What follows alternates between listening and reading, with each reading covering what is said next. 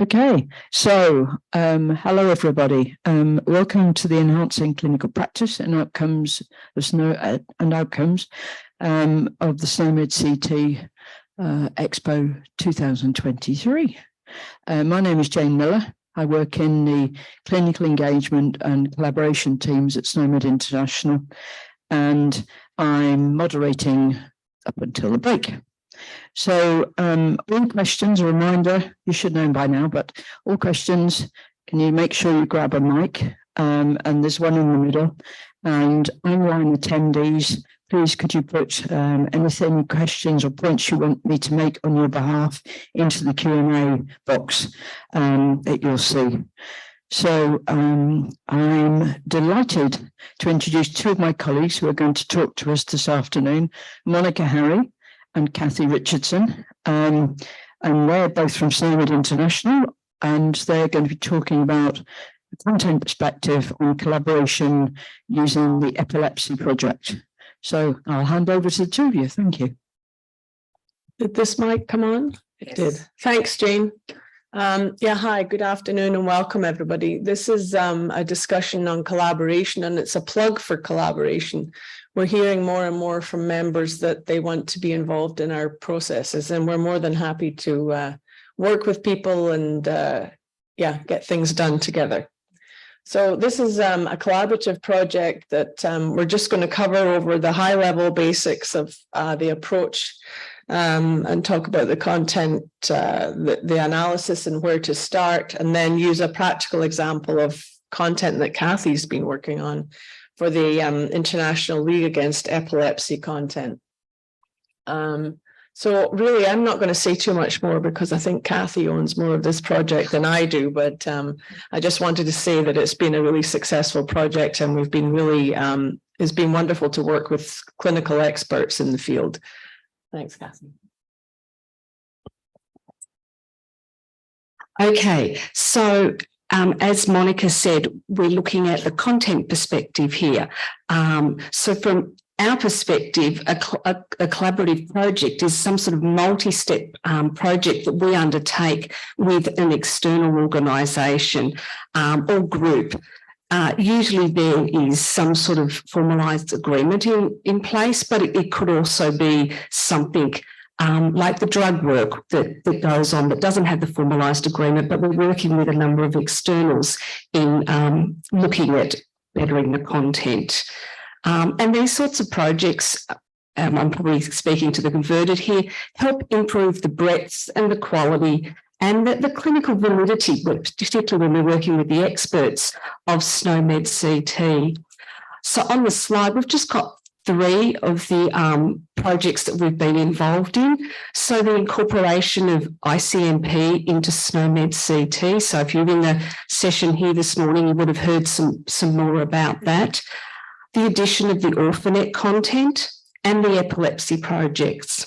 And the types of projects we deal with can vary. So with ICMP, we worked with the experts and they were looking at equivalences in terms, and we were adding content. With Orphanet, there was also addition of content. The epilepsy project is involved in updating the content that is actually quite outdated at the moment. So there's content in activation, there's content updates, so changing the name of a particular term, which is now an outdated term, but the meaning still exists. So to start off with, we'll just look at the high level basics. And this is very high level. So you're going to look at the scope. So from our perspective, we're looking at the scope. What do we need to include? What do we exclude? How big is the project? And the time frame. So Monica's involved in that with the determining what our resource level is and how long it's going to take us there. And what are our end products? So we're looking at a reference set. Are we looking at just adding content? Are we looking at things like an equivalence table, like ICMP? When it initially went out, we were involved in the equivalence table. So as I mentioned, like size of the project, etc., the resources, the personnel we might need, the skill sets, There's source material that's available to us, and that can vary the quality of the source material and the availability of that. And what sort of tooling requirements do we need to do that? And then we also need to think about the impact on things such as the external users. And I'll mention that when we get to the Epilepsy Project. What's the impact on the terminology of the changes that we're making? And also on other work priorities. So in some of the work that we're doing, what happens in one area will impact work that's going on in another. So where to start? And this is quite high level, but this is the sort of thing that we look at. And a lot of this can happen beforehand. Some of it you'll pick up as you go along. It's not till you get down into the weeds and actually look at the content that you'll pick up some of the issues. So overall, the content analysis, you're looking at what hierarchies are you going to work on? Is it a foundational hierarchy such as body structure that's likely to impact a number of other hierarchies? Is there more than one semantic tag within that hierarchy? Because there's some editorial guidance if you've got more than one semantic tag and you're dealing with more than one. And what's the current content quality? Are we looking at good quality content to start with? What's the definition status? Is there a model? Do we need to make a template? Is there problems with subsumption? How clear are our FSNs? And aligning with naming conventions, particularly if it's older content, it's likely to not have aligned with the current guidance. Do we have the clinical input there? So with the epilepsy stuff, it was quite outdated. Are there any known issues? So we can look at content trackers, etc., to see if we've already got some information there on the issues. So we need to also think about the impact on the other areas. So are there content requirements in this area that will impact other areas that we need to think about? The concepts in scope of the work, are they used as a value in some sort of relationship? So that could be, the finding side if you were looking at body structure, and also the historical associations. One of the projects I was involved with earlier, which was an internal project, the complaining of and non-examination content had a significant amount of historical associations that were impacted when we did the work. And that was actually a learning piece out of that one. Thinking about will the changes impact any derivatives? So maps, reference sets. If we're inactivating content, what's it going to be impact with one of the maps or one of the reference sets that we're doing? Will the changes impact other work projects? And you'll see with the epilepsy that there's another work area I needed to think about. And are there other areas that are going to impact my own work? So looking at the source material, and you might find that if you're dealing with a classification, a terminology, a code set, it might just be a list of terms. And what's the ontological structure there? Is it different? And, can be quite different to what's in SNOMED, and there can be an impact of that. Are the meanings of the external source material that you're looking at clear and understood? Do they come with definitions? Is there any supporting material available, and the quality of that will vary? What access do you have to subject matter experts? And what sort of knowledge do they have, not only about their own area, but what knowledge do they have with SNOMED? And that will vary. And that can involve you having to explain more to them or sort of work through with them. Got to think about what sort of resources you have available. So is there any SNOMED editorial guidance? Does a template already exist? And you can see from when Tina talked that they developed some templates. Are there reports available? So having the benefit of the technical team that we have and the reporting platform that we have, I've got access to a number of reports and technical support, which is invaluable. And I'm plugging there, Sonia, invaluable. And so I mentioned also before about what sort of knowledge they have.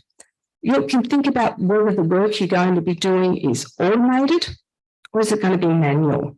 Can you Can you use some sort of automated process to change a value on a relationship, the attribute value that might help speed up the work?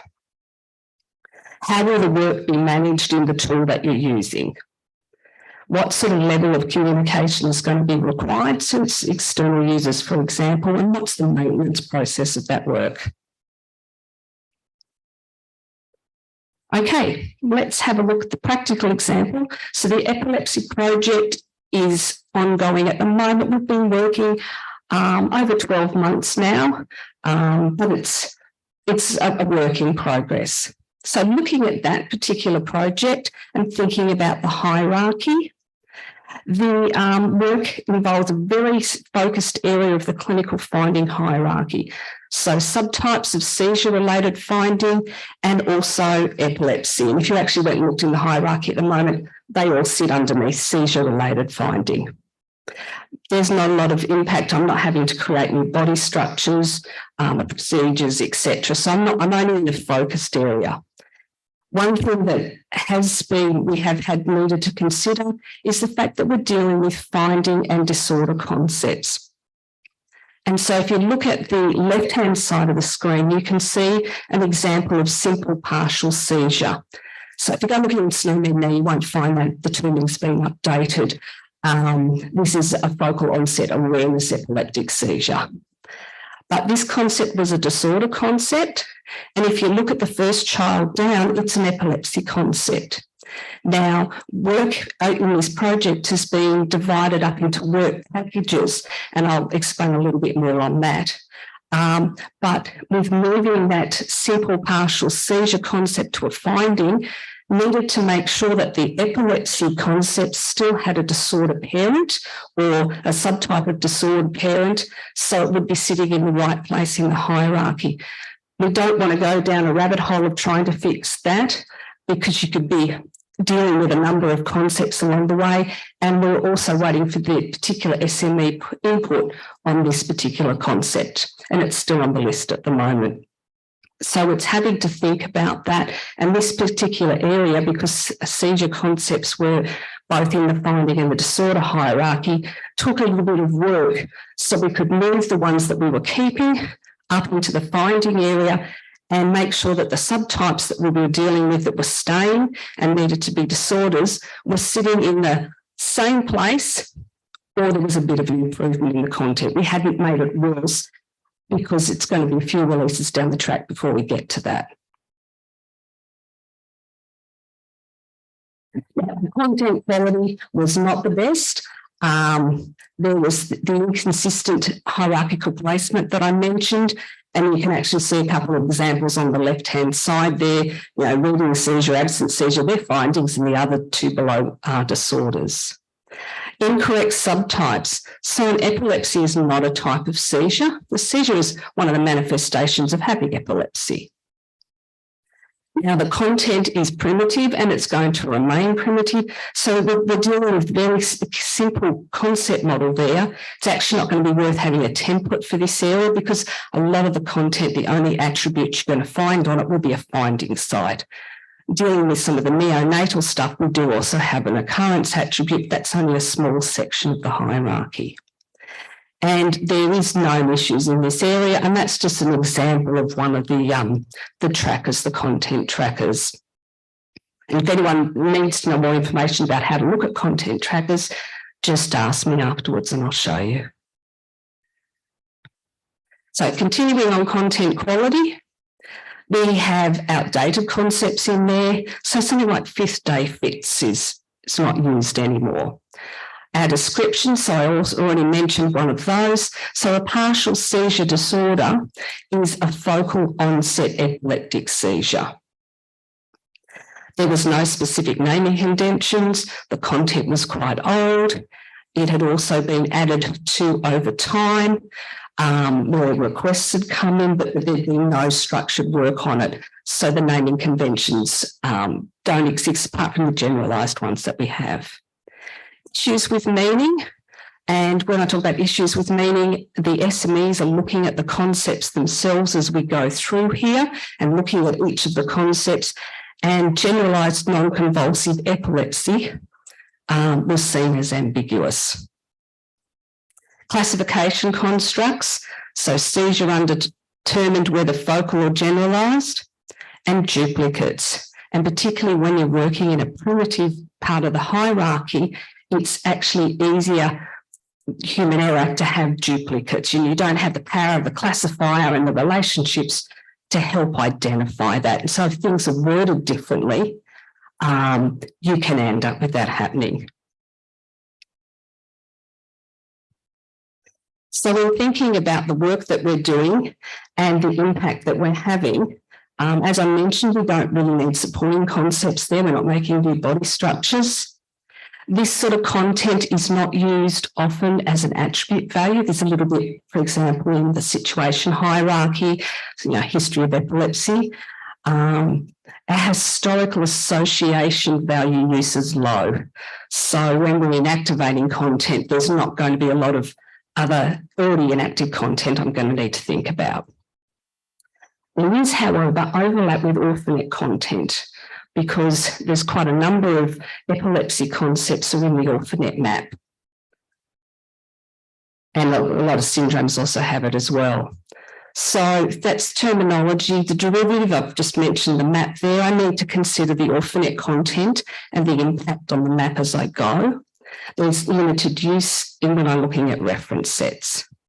So my management strategy here is I can't inactivate an Orphanet concept, but if we come across one that we need to inactivate it, we'll take it back to the International League Against Epilepsy, who will talk to Orphanet, and there'll be a determination made on what we do.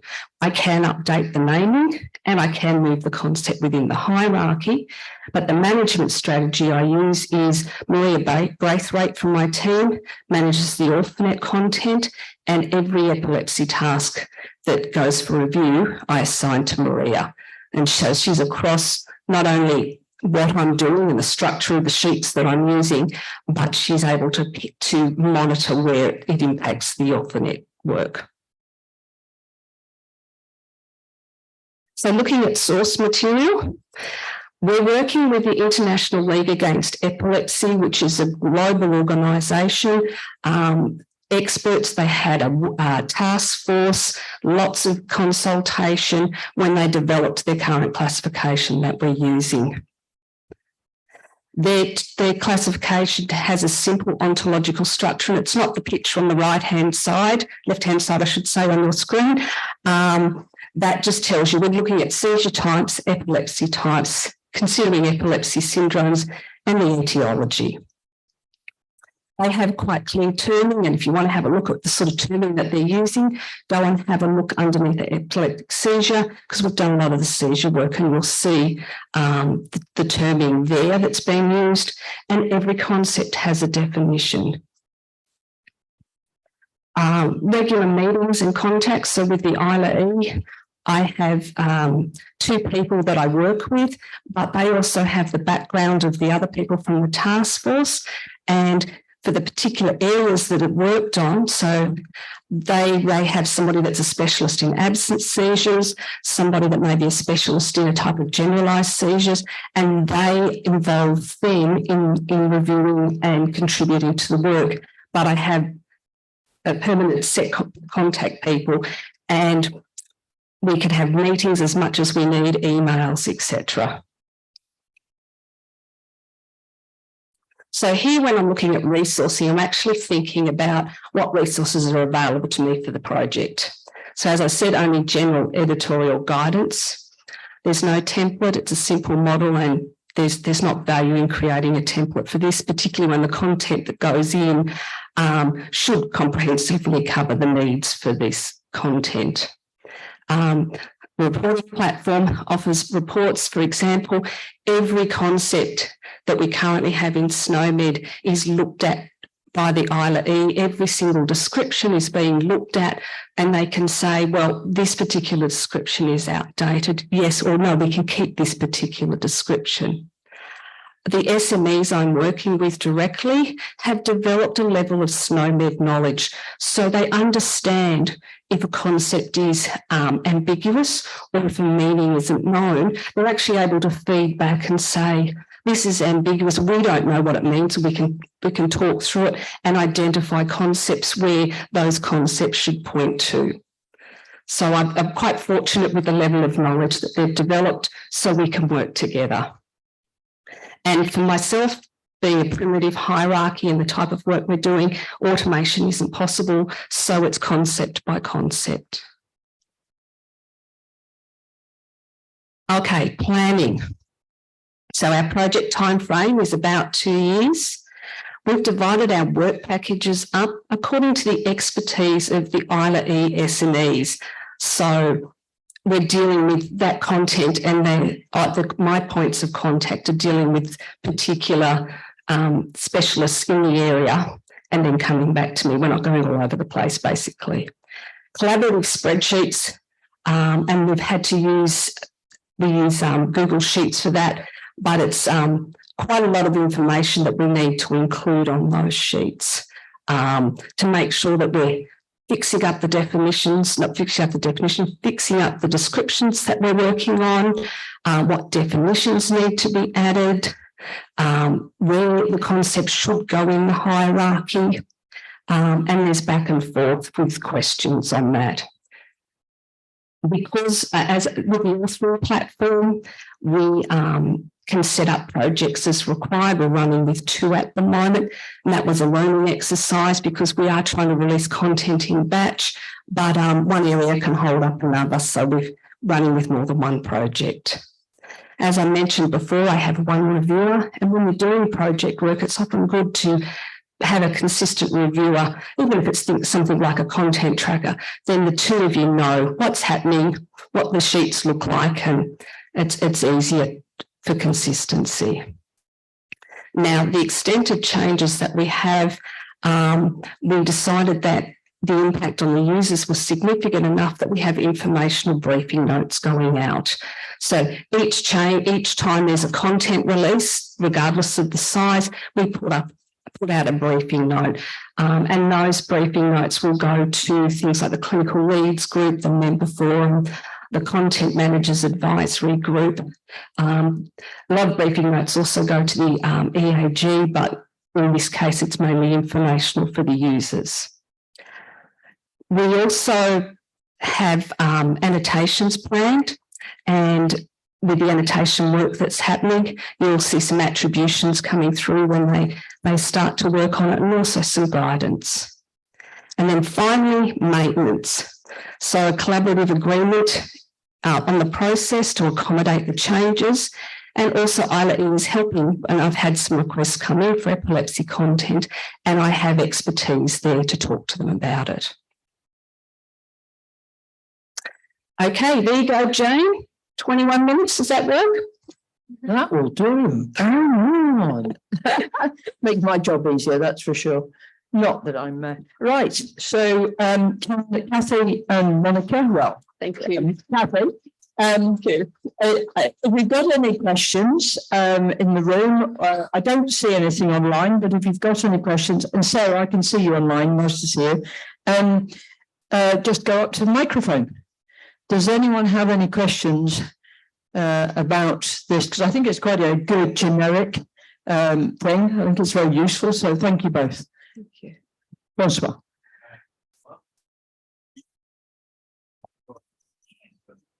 I don't know. I hope so. You've just got the technical gentleman coming up to help.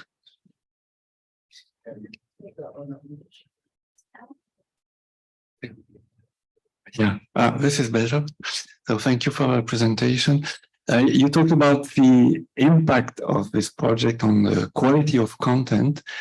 So for the epilepsy example, how far did you reach in improving the quality of content? For instance, in terms of raising the bar of fully defined concepts?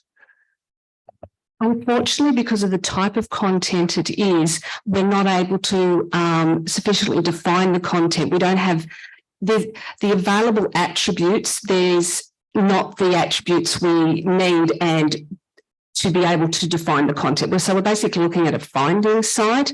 And then when you deal with epilepsy, you're talking about the electrical impulses in the brain and the problems like that. So we don't have attributes, and we're not actually looking at adding any attributes. And it is quite a defined area of content. And if you're going to add an attribute, you need to think of the wide scale use of that attribute beyond epilepsy. So it's going to remain primitive, but the content itself, the clinical quality of it, is going to increase significantly. And do you want to add anything, Monica?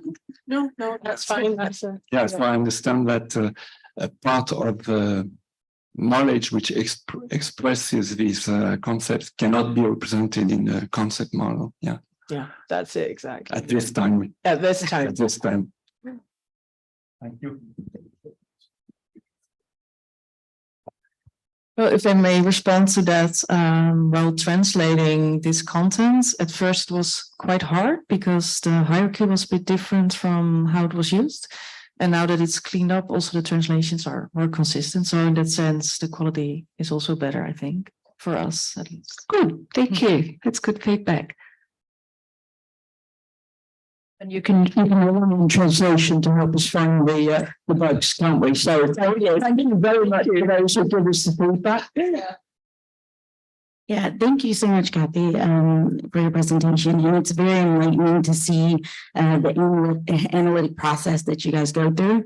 And I think it would be a great template that we can also use even if we're overseas when we're looking at our national content. So Okay. if that's a possibility, I would love to get that into like a template and reuse that. Some guidance material, I can look at that. Yes, actually, yes, we could go through the content managers advisory group with the national release centres as well and take that. So, okay. Yeah.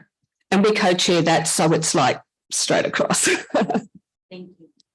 I think it might be worth adding in some of the on the end of it, on the maintenance and updating side and that bit. But I agree because I was thinking that as well. Okay, thank you. Any other points? Right. Well, you stunned them, but that was great. Thank you so much. It was. I mean, I know that stuff, but it's actually really good to see it written down like that. So it mustn't go to waste. So thank you both very much indeed. And that means that we should say thank you. Let's have a round of applause again for us. Come on.